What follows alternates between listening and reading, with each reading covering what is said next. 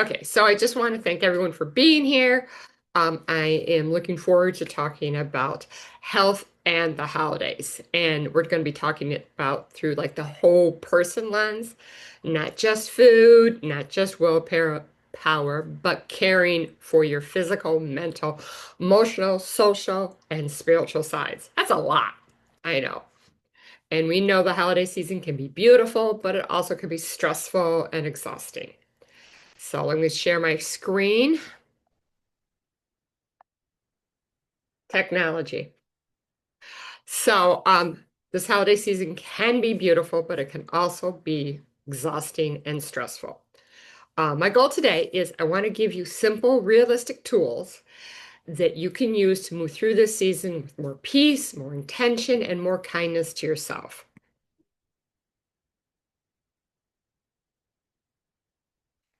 So, the holidays are this wonderful mixture of wonderful and hard. One side where we have activities, traditions, special foods. You might be thinking about those foods right now.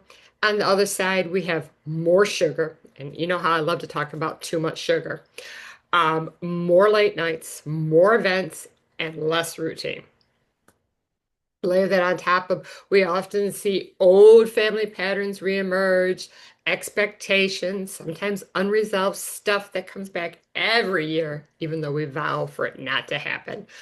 Um, and if you've been working on your health, like many of you here, it can feel like a tug of war between what you want in the moment and what you want most in the long term. In regards to your health, that tension is normal and it's okay. Just breathe. So we want it to be a meet it with awareness and some practical tools, okay?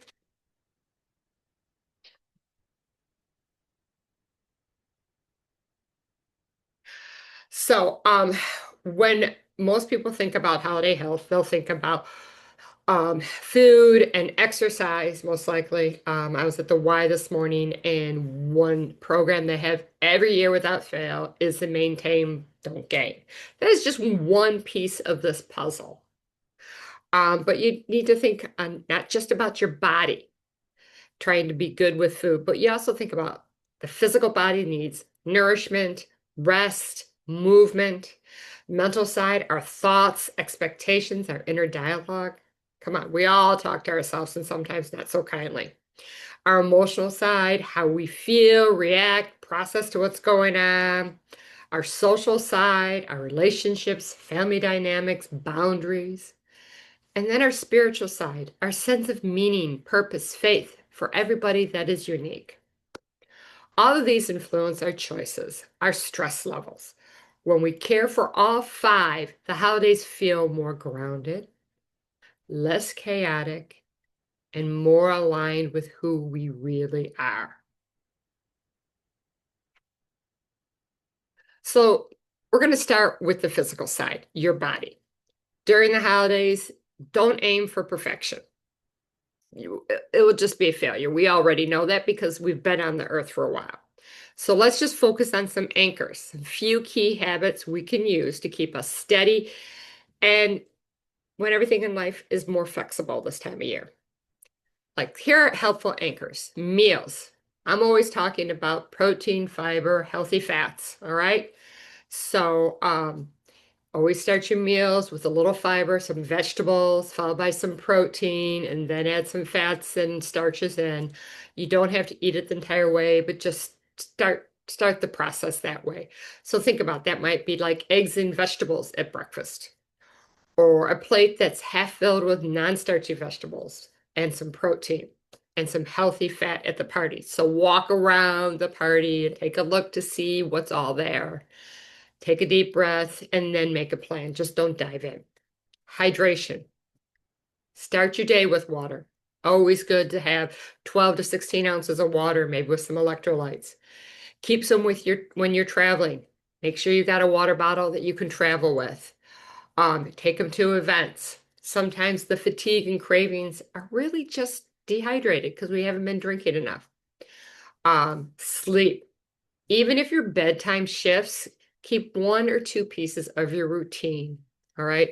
It may be turning off screens, dimming the lights, reading, prayer, quiet stretching, looking at the moon. Signal to your body it's time to rest. Gentle movement. I'm not talking about punishing workouts. I'm just short walks after a big meal, stretching before bed, stretching when you get up. A few minutes of movement that feels kind and helps your body regulate. Now, don't worry, you don't have to do everything perfectly. Just pick an anchor, or maybe pick two anchors. They'll make a big difference. So now we're going to talk about your mind, your thoughts, your expectations. These holidays often wake up this thinking like, I already messed up. I'll just restart in January.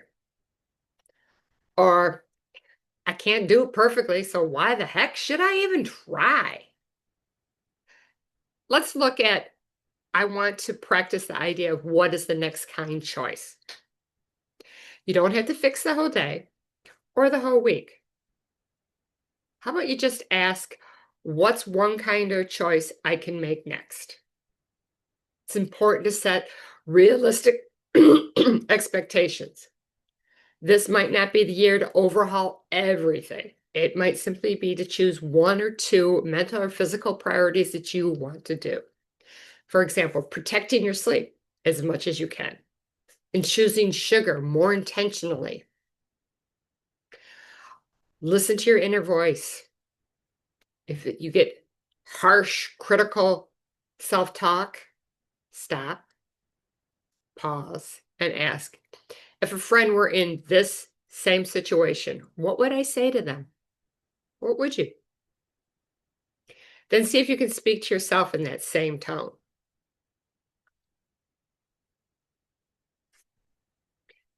Then there's the emotional side of holidays. This side often doesn't get talked about enough. People will feel grief over loved ones who aren't here anymore, even if they've been gone for 20 years. Loneliness, even in a crowded room. Have you ever felt that? I have. Overwhelmed from schedules and expectations. These feelings don't mean you're ungrateful or you're doing it wrong. It just means you're human, and it's okay. One helpful tool that I like to use is name it to tame it. Simply saying, I feel overwhelmed, or I am really sad now. It just helps your nervous system calm down a little, relax. There's some tools that you can use to help regulate your emotion. Deep breathing, the take 4 to 6 slow breaths. So you slowly inhale, hold it for 4, slowly exhale, hold it for 4, and then slowly inhale to a count of 4. And do that 4 to 6 times. It's really good at just helping the nervous system relax and ground down. Or step outside for a few minutes of fresh air.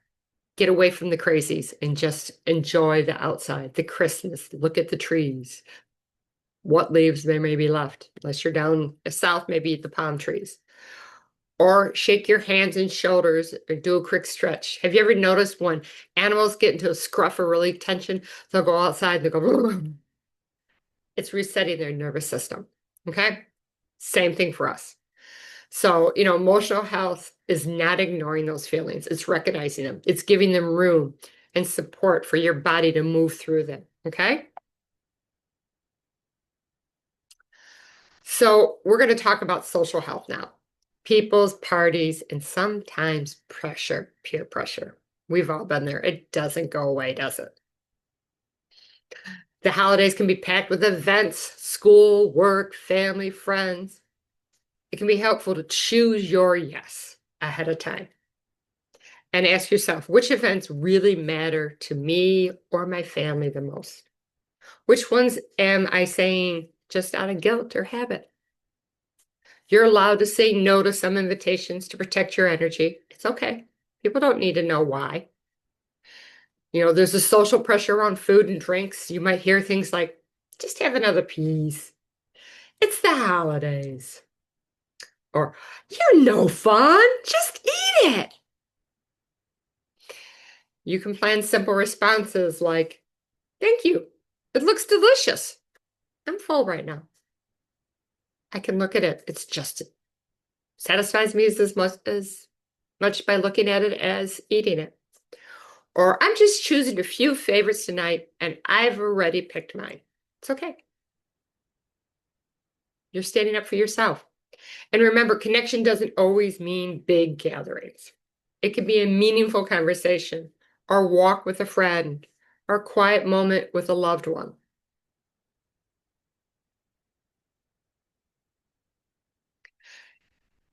Spiritual health can look different for each one of us, depending on our faith, our background, or our beliefs. Most of us have some sense of meaning, values, or purpose that matter deeply to us. When we stay connected to what the season means for us, it's easier not to get completely swept away by the busyness, comparison, or consumer pressure. A few gentle, spiritual, or grounding practices can be helpful. Maybe it's a short morning ritual, prayer, scripture, quiet reading for 2 to 5 minutes, maybe stepping outside and catching the sunrise and feeling the crisp air and the feet under your ground. Or it could be a nightly reflection, like, where did I see something good today? What am I grateful today? Or stepping outside again, looking at the moon, feeling the ground, listening to the quiet. These small acts or small acts of service can also be like checking in on a neighbor, sending them a kind text, supporting someone who is struggling. And we know there's a lot of people struggling right now. That can help too. So choose your small practice that orientate to your heart and to keep you anchored to what matters most.